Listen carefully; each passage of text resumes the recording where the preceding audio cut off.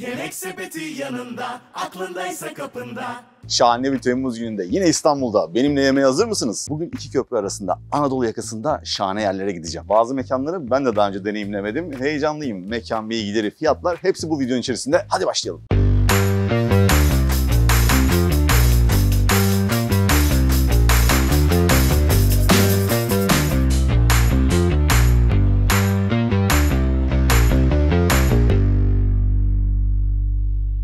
Tabii ki Kuzguncuk'tan başlıyoruz. Tarihi Kuzguncuk fırınına gitmeden olmaz. Onların meşhur mantar kurabiyeleri var ve ben onlardan daha önce hiç yemedim. Hangisi en güzeli? Fıstıklı mı? O zaman bir tane şekersiz koko rica edeyim. Fıstıklı mantar rica edeyim. Yani prenses de göz kırpıyor. Mete bezeleri gördün mü? Oy çok şahane. Evet, Kuzguncuk'ta turumuzu bitiriyoruz. Çünkü sabah ben bunların hepsinden birer tane yerim. Yani pasta falan yıkılıyor. Kuzguncuk fırını kalbimi çok hızlı çaldı. Daha tadına bakmadım. Tabii. Yani gözlüksüz devam edeyim. Kuzguncuk'ta bu böyle pastanelerden istediğinizi alıp hemen bir yerlere oturabilirsiniz. Mete çay mı kahve mi? Çay. Işıklarda bekleyelim arkadaşlar. Bunu yapmıyorsunuz. Tamam ya söylenmeyeceğim bugün. 2 tane çay.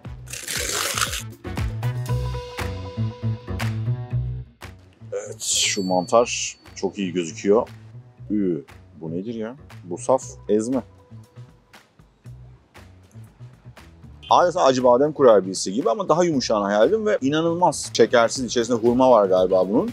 Öyle söylediler. Pişmanlık yok, keyif var. Daha ne olsun, mantar kurabiye şahaneymiş. Bence kahveyle daha gider ama. Dur deneyelim de sonra çayla da yorumumu yaparım. Koko bunu lütfen bir yakından kırayım sana şunu gel. Bu şey mi? Babil Kulesi. Olsan buraya bir Babil Kulesi alalım. Bakınız Babil Kulesi. Çılgınlık. İnsan bazen gözünün önündekini kaçırıyor yani. Bunu daha önce yememiş olmam imkansız. Hindistan cevizine bayılıyorsanız yani bunu alır cebinize koyar gezdirirsiniz öyle söyleyeyim size. İnanılmaz lezzetli. Tabii Hindistan cevizi aşığı değilseniz size çok yoğun bir Hindistan cevizi tadı gelecektir. Yalnız Hindistan cevizi seviyorsanız da daha önce böyle bir tatlı yememişsiniz demektir. Bunun bir tanesi 4 kişiye yeter. Ve çikolatalı prenses görüntüsüyle kalbimi çalmayı başardı. Bunun kırılması 10 puan. Bırakalım biz ya bugün çekimi. Birazcık açıkçası tezgahta gördüğüm zaman yani çok iyi gözüküyor ama tadı o kadar iyi olmaz diye düşündüm. Beni tokatladı geçti. İnanılmaz bir çikolata yoğunluğu var. Şu parçayı şuradan Meteciğim sana atıyorum. Sen seversin çikolata. Bir bak bakalım. Ama çikolatası biraz az geldi. Yok artık çikolatası az geldi diyor. Ne verseler sana tablet çikolata alayım. O zaman biz şu manzaranın ve bunların tadını çıkartalım. Sonra devam ederiz. Ben gezerken evde acıkıyorsunuz. Biliyorum çünkü yorumlarda en çok bundan bahsediyorsunuz ve çok güzel bir indirim haberiyle geldim. Eğer ki sizin de elinizde Yemek Sepeti Express varsa seçili restoranlarda ekrandaki kuponu kullanarak indirimden faydalanabilirsiniz.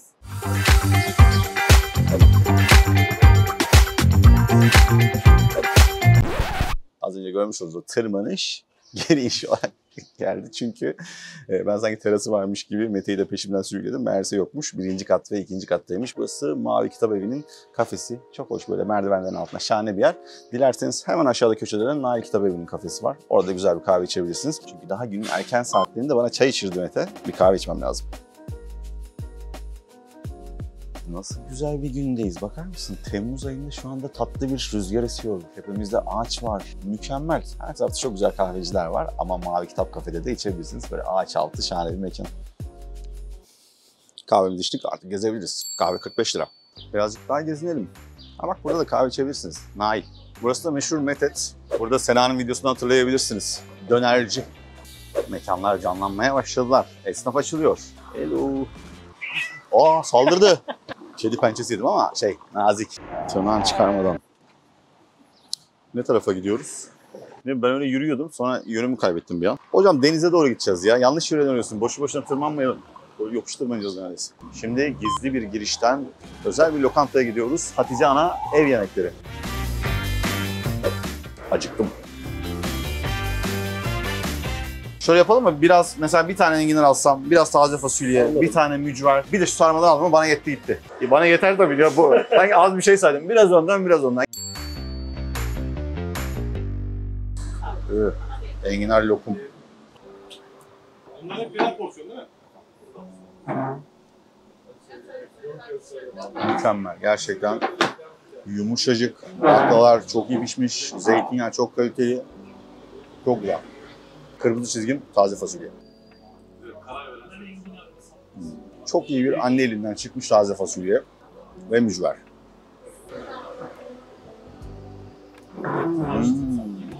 Malzemesine dolgun ve birazcık daha hamuruna yoğun bir mücver. Ancak o kadar hafif ki, o kadar temiz bir yağda kızarmış ki şu anda böyle hemen kamerayı kapatıp böyle mücveri dürüp ısırmak istiyorum. Öyle güzel.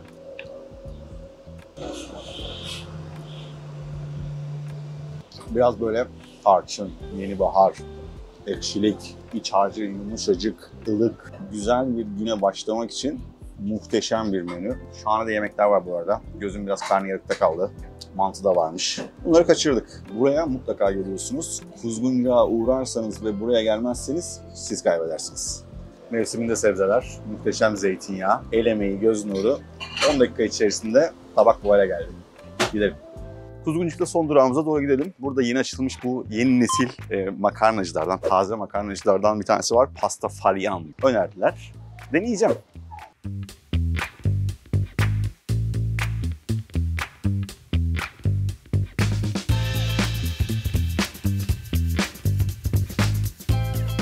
Çok iyi foto oldu. Bu tarz taze makarnalarda eğer düzgün yapılmadıysa soslandıktan sonra genelde böyle bir kaldırış olmaz. Böyle birbirine yapışma hali olur. Makarnanın yapısı oldukça başarılı. Bir de tadına bakalım. Acı ama öyle ölümcül bir acı değil. Makarna kesinlikle şahane. Isırdığınız zaman dişinize geliyor. Sarımsağı, maydanozu, şöyle ağzını sulandıran gerçekten inanılmaz güzel bir yapısı var. Bir minik terledim, tamam, kabul. Minik acı ama öyle. Terlediysen ben hiç yiyemem. Evet, senin için biraz acı olabilir. Bunun fiyatı 120 lira. Ancak çok lezzetli. Bu arada şu şekilde servis ediliyor. Elinize makarnanızı alıp sokaklarda da gezebilirsiniz. Bu kadar kuzguncuk yeter. Hadi beyler bey. Hemen tık 2 dakika otobüsle geldik. Ferahladık da, klimalı. Şimdi Beylerbeyi'nde önce Karpi'ye gidelim. Karpi'de pide de çok güzel ama benim hedefim varsa bir kuru fasulye, bir de Akçaabat köftenin tadına bakmak olacak. Aydın'da pideyi şu anda biraz yukarıda bıraktım. Hala tadı devamda. Yorumlarda çok fazla pide yedim. Ne yapayım abi? Türkiye'nin en güzel pideleri Aydın'da yapılıyorsa ki şu anda hemen linç başlatmayın. Yani benim yediğim en güzel pideler Aydın'daydı arkadaşlar. Eminim sizin illerin de pideleri çok güzeldi ama Aydın'dakileri bir deneyin, ona karşılaştırırız. İnanılmaz Aydın pideleri. Evet, Karpi'ye geldik. Karpi.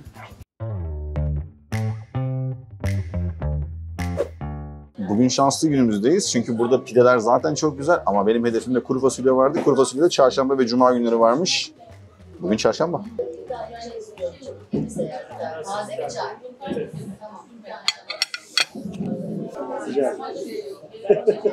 Sessiz olun. Böyle hemen dipten girmeyin. Tadını bile alamadım. Sütten ağzı yanan. Sütlü tereyağlı bir lezzeti var. Etler lokum gibi yumuşacık. Aşırı helmeli değil ama şu bütün duran fasulyelerin hepsinin içerisi böyle bir anda ağzınızda püremsi bir hal alıyor. Gayet yumuşacıklar. Köftenin üstü gayet çıtır. Ve size şöyle bir şey söyleyeyim. Bir Akçaabat köftesi sarımsaklı olur. Ancak bunu daha keserken sarımsak kokusu bir anda içerisinden burnuma geldi. Şu an yemeden bile çok güzel olacağını tahmin edebiliyorum. Bu tarz yağlı köfteler kesinlikle mangalda piştikten sonra hemen yenmeli. Çünkü o bütün yağlı lezzet, sarımsak kokusu hepsi içerisinde. Eğer evinizde ya da başka bir yerde Akçaabat köftesi yiyecekseniz mangalın başında ya da ocağın başında beklemenizi tavsiye ederim. Sıcak sıcak yiyin ne de soğutma. Yiyelim şunu. Böyle senin gibi yapayım. Şimdi yani o kadar da yapıyorum. Şimdi kuru fasulyenin hakkını daha da iyi vereceğim. Muhteşem ekşi mayalı ama böyle bir köy kokusu var ekmekte ve hemen banacaksınız. Kuru fasulye tamam biraz soğumuştur artık banabiliriz. Şimdi oldu. Ortamı yakaladık. Ekşi mayalı ekmek, kuru fasulye, tereyağı kokusu. Mis gibi deniz havası da geliyor. Uğrarsınız. Köfte 168, kuru fasulye 88 lira. Bugün hiç karbonhidrat yememiş gibi. Şurada çok güzel Rumeli börekçisi var. Soğanlı börekleri var. İnşallah börek kalmıştır da börek alırız. Bak burada da işkembe de güzeldir. Aşiyan işkembe. Şanslıyız. Soğanlı börek var. En azından sözümü tutmuş olacağım. Burası çok güzel bu arada. Diğer börekler de şahane. Patlıcanlı da efsanedir. Üf, bak bak. Tam bir Balkan börek hamuru. Normal bildiğimiz hamurlara göre birazcık daha kalın. Soğanlar muazzam pişmiş, yumuşacık. Bütün soğanın kendi öz şekeri çıkmış. Neredeyse tatlı gibi. Üzeri damağınızda kıyır kıyır eden bir börek. Yolunuz Beylerbeyi'ne düşerse Rumeli börekten karışık börek tabağı yapabilirsiniz ama çok toksanız benim gibi mutlaka soğanlıyı deneyin. Bu parça 20 lira. Beylerbeyi deyince tabii ki profiterol. Bir şey itiraf edeyim, hiç Beylerbeyi'nde profiterol yemedim. Bazen gerçekten buradan geçiyoruz sadece. Başka şeyler yiyip devam ediyoruz. Yerinde yiyelim.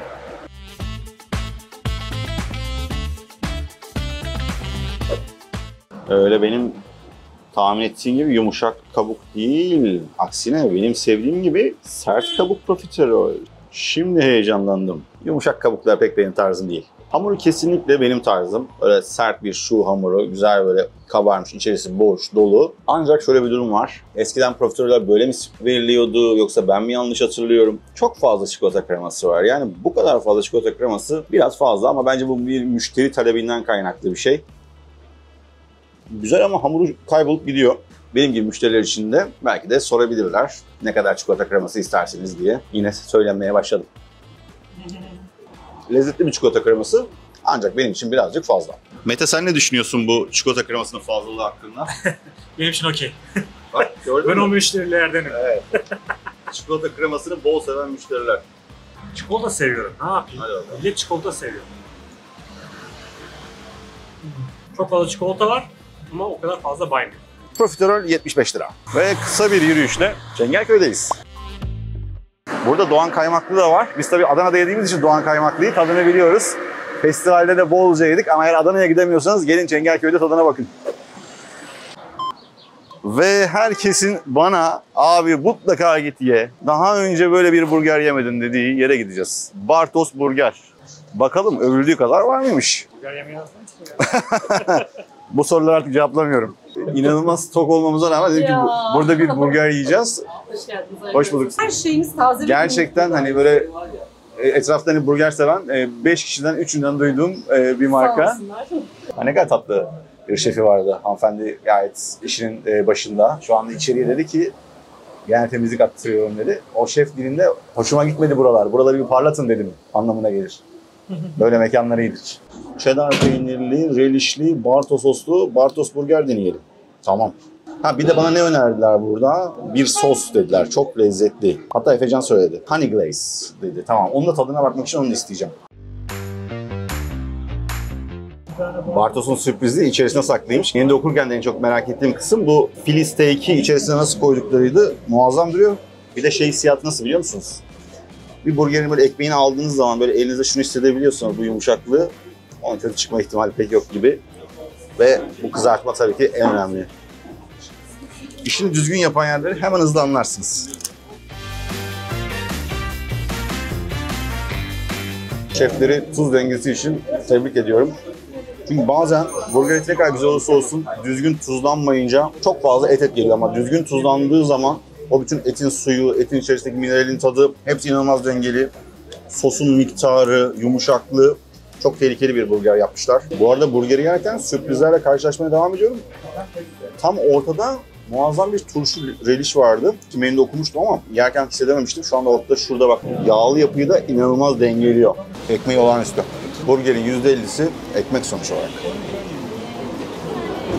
Şu sosu da çok önerdiler. Onu da ekmekle tadına bakacağım. Damağınızda sonradan patlayan bir şey var. Böyle mayonez gibi geliyor. Ancak bal da var. Ama çok güzel böyle bitter bir aroma var ve birazcık karabiber mi var burada? Pul biber. Ha. Bir yandan şefimiz de burada sorabiliyoruz. İçerisinde pul biber varmış ama böyle ağız yakan bir pul biber değil gerçekten. Yiyorsunuz. Sonra tekrar banmanızı sağlayacak olan şöyle damakta bırakıyor. Bal geliyor. Ve tekrar banıyorsunuz. Şahane bir sos ama burger. Çengelköy'e geldiniz, girdiniz. Önce Bartos'a gelin. Burger 176 lira. Bu arada sabah gelirseniz de İsmail'in fırından, mis gibi taş fırından simit alarak çay bahçesine geçebilirsiniz. Çok güzel börekçi var. Biz tabii ki Bartos'ta şahane burger yedik. Üzerine güzel bir tatlı yiyelim. Şöyle bir bakalım burada ne varmış. Niyetim pastalardan almakta ama buraya girince yine böyle pastane tezgahına bakarken başım dönüyor. Hayda. Çengelköy esnafıyla Yine çikolatasına dolgun. Mete bunu beğendi. Biz 2 tane mekik rica edelim sizden. Bademden alıyorsunuz abi. Anlarız. Ve güzel bir badem ezmesi. Acı bademli keşküldür. Osmanlı arşividir. Aşçıların sığınağı diye de sene çıkarıyoruz bunları. 25 sene oldu. Melcevit tabbayin diyor beyefendi. Bu arada badem ezmesi her zaman söylediğim gibi tatlılarda şeker ağzınıza ya da damağınıza geliyorsa o tatlı çok iyi bir tatlı değildir. Burada gerçekten şeker tadı neredeyse hiç gelmiyor. Kendi doğal şekeri varmış gibi muazzam. Budapeşte mi, milföy mü? Milföydür ama keşkülü ben öneririm yani şimdi. Ondan bulursunuz. Tamam ben ikna oldum çünkü yediğim bademler çok iyiydi. Evet. Tamam o zaman keşkül rica edeyim. Bazen de işletmeciye güvenmek gerekiyor. Kolay gelsin.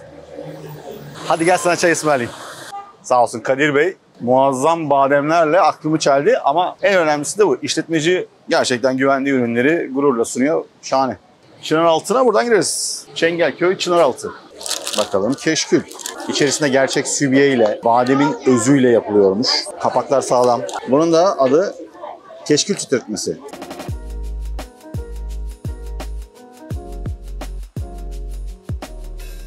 Bademin hakkı Seval'de verilmiş. Çok net bir badem tadı alıyorsunuz. Özellikle tam ortasını az önce attım ya ağzıma.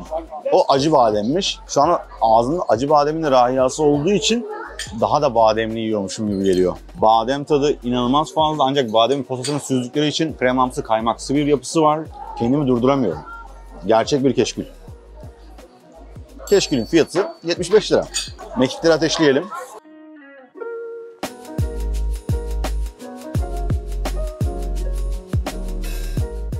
Tabii keşkülden sonra mekiğin pabucu dama atılır öyle söyleyeyim. Çünkü keşkül damağımda o kadar iyi bir lezzet bıraktı ki şu anda mekik birazcık onun yanında sönük kalmış gibi oldu ama gayet güzel yapılmış bir mekik. İçerisinde badem tadı geliyor, vişnesi yerinde ve şekeri de oldukça dengeli. Hiç böyle damağınızı yoran bir şeker tadı yok. Tanesi 15 lira.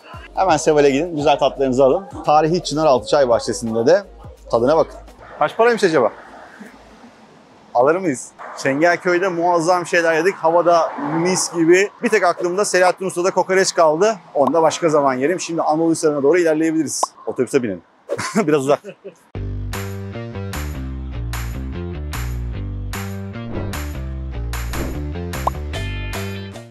Şurası solda. Gel güzel bir dondurma yiyelim. Buontalenti'de. Bir top Buontalenti rica edeyim. Bir top da kavun rica edeyim. Mete sen?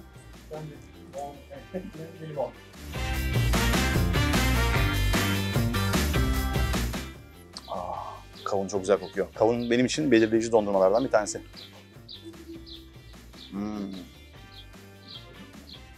Kavun güzel. Buzdolabından soğuk çok güzel bir kavun çıkartırsınız ya onu ilk ısırdığınızda güzel bir his vardır. Bu kavun dondurma tam öyle bir şey. Bir de mekanın kendi dondurması Buontalenti.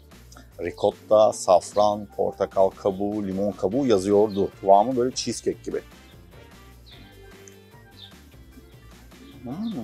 Gerçekten o ricottanın hafif kremamsı hissiyatı, portakal, limon kabukları gayet net geliyor. İçerisinde var belli ki ancak safran tadı soğuk bir dondurmada o kadar gelmiyor. Ancak ricottanın dokusu çok güzel.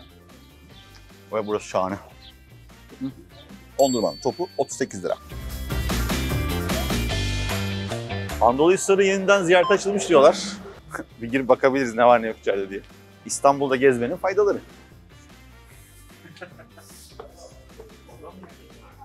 Abi yapacak bir şey yok. Gördüğüm kapılardan giriyorum sayende. Bu manzara karşısında nefessiz Yoksa yorulduğumdan değil yani. İtiraf ediyorum birazcık yoruldum. Sanki biraz daha tepesi varmış gibi. Çıkılıyor mu oraya?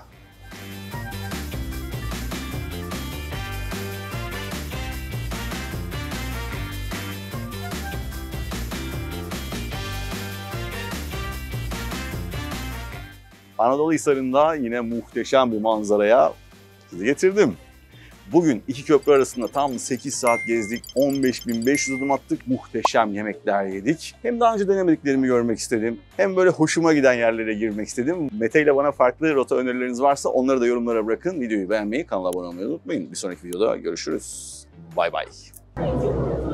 Video bitti mi sandınız? Dönüş yolunda vapura binmeden İstanbul turu biter mi? Oh şahane. Şimdi bitti. Görüşmek üzere. Bay bay. Pastacılık kursuna gidiyorum da oradan. Şu anda mı gidiyorsunuz? Evet. Ha şu an bitirdiniz mi? Ekmekler yaptım. Tadına bakmak ister misin? Olur. Sena'nın ekmekler. Sena yalnız kıvam çok iyi. Teşekkür ederim. Yeni yaptık. Fırından çıktı. Beğendiniz mi? Sena, ellerine sağlık. Çok güzel olmuş. Bakar Afiyet mısın şuna? olsun. Siz de Sena gibi beni yolda çevirip bir şey ikram etmek isterseniz size de hayır demem. Muazzam. Bitti mi abi? Bitti. Görüşmek üzere. Bay bay. Yemek sepeti yanında, aklındaysa kapında.